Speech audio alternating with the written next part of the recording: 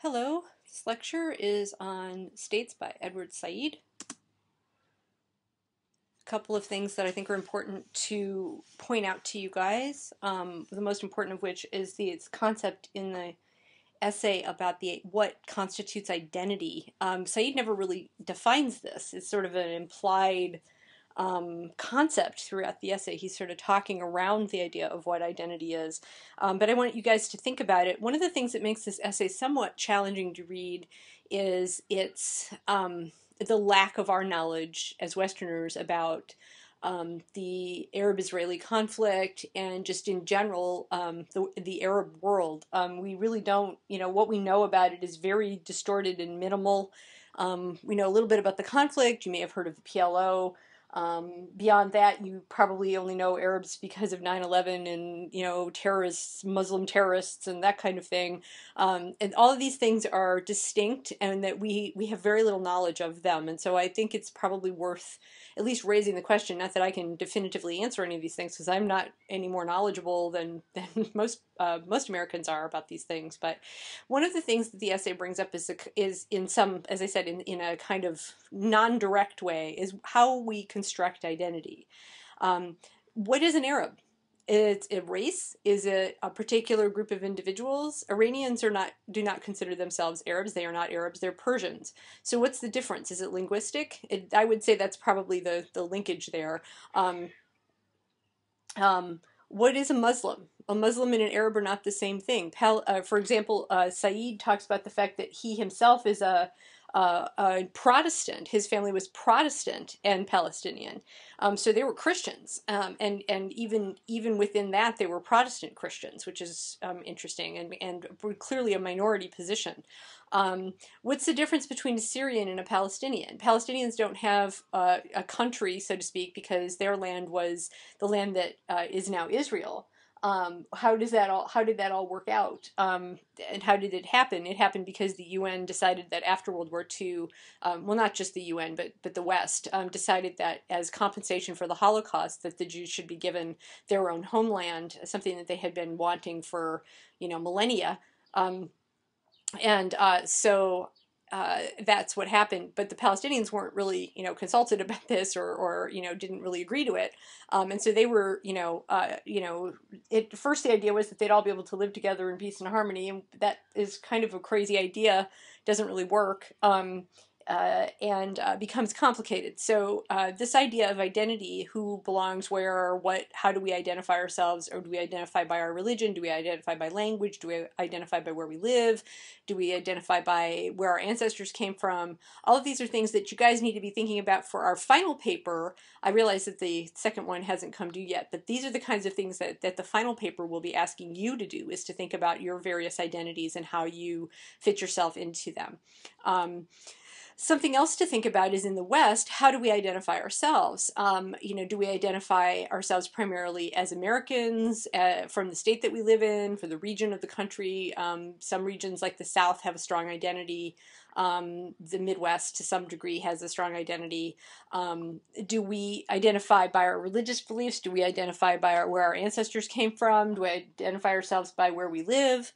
What kind of things do we connect ourselves to? And that, of course, is if you think about it in Western terms, is a shifting thing. You yourself probably identify in multiple ways, just as Said is somewhat suggesting in his essay. He's focusing on the idea of what is a Palestinian and how do Palestinians maintain a sense of community and a sense of identity when they're spread out all over the world. It's a good question. If we were somehow dispersed as Americans all over the place, how would we would we want to maintain our U.S. or American identity? And if we did, how would we do that?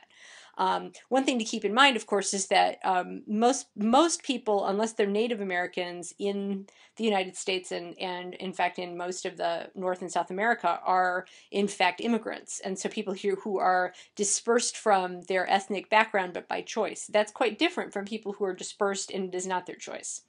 I'll talk more about that in a little bit here. And of course, Said identifies himself as a Palestinian, but he has not. He's dead now, but he had not lived in Palestine since he was a child, and in fact, because of his Palestinian activism, was not even allowed in Israel for after a certain point in his career. So while he identifies as a Palestinian, and he's kind of raising the idea of the plight of the Palestinian people, he himself is actually living in New York. Is an elite, well-educated person. He was a professor at one of the major colleges.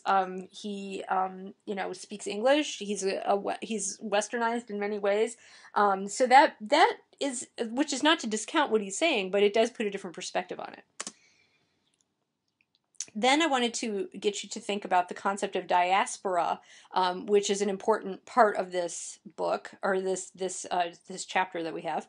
The idea here is that dispersed Palestinians, the Palestinians were dispersed from their homeland, of course, in answer to the Jews being dispersed many years ago, and then the Holocaust. So it was kind of seen as, giving a compensation in a sense. As I said earlier, you can probably understand how difficult that would be if, say, some external entity, Martians or something, came down from the skies and decided that the Native Americans deserve to have the U.S. back and their own lands back, and then the rest of us would have to just take off and go somewhere. We would have a hard time with that.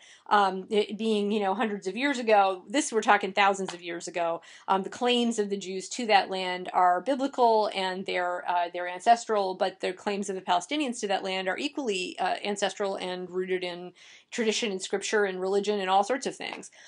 So it's fairly complicated, and part of the reason it's such a thorny problem is because there's validity in many of the different aspects of the arguments. How important is it for people to have their own nation or their own ancestral homeland? This is a question that Said takes for granted, the idea that, well, of course, Palestinian people should be in their own homeland and they should be welcome there and they should have an opportunity to be there.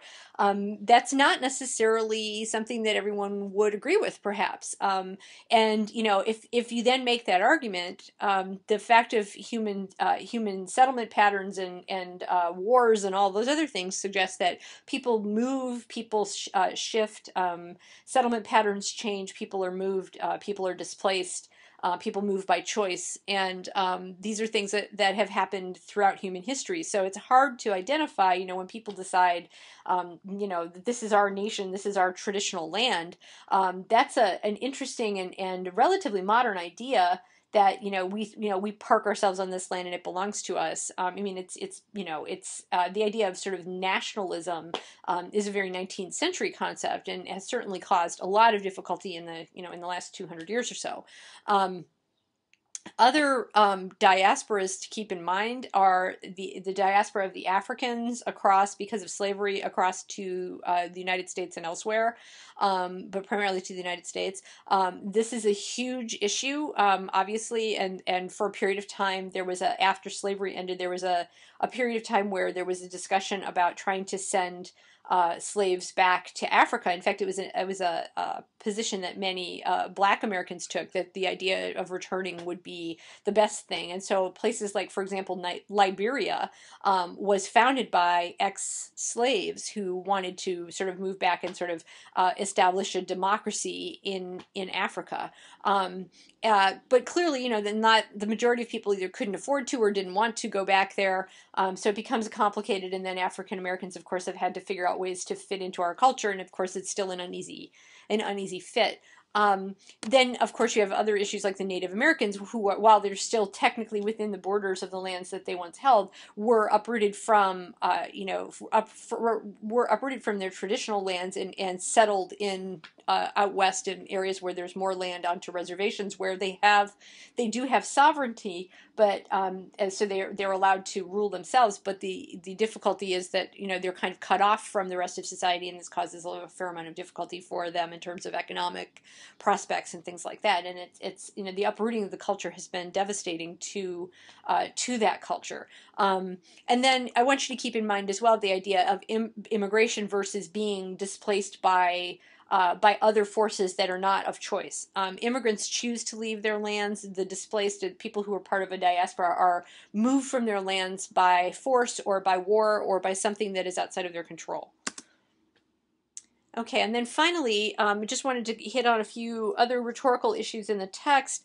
I think it was clear to you all from one of the questions that I posted on the discussion board that the text is built around the photos.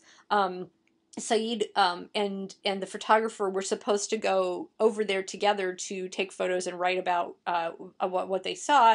And what ended up happening, of course, was that Saeed was denied the opportunity to go, and so the photos were taken and brought back to him, and then he wrote about them later. So those photos, in some ways, are a substitute for the experience of those places for Saeed, but also for us because we've not been there, probably.